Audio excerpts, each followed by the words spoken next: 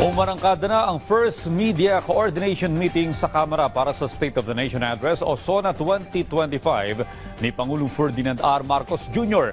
Dumalo sa pulong kanina sa Batasang Pambansa ang mga kinitawan ng iba't ibang malalaking media network sa bansa, kabilang na ang inyong pambansang telebisyon.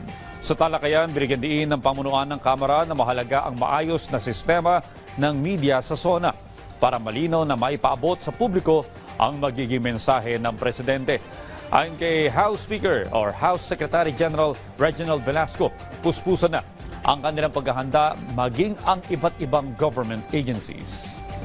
Nagkaroon kaming first meeting nung interagency, no? Senate, OP, yung security agencies, tsaka House of Rep last month, no? And then we will meet again next month, no? This time it will be hosted by the Senate. Aside from the arrangements, no? Yung media rin, pag-uusapan din yun.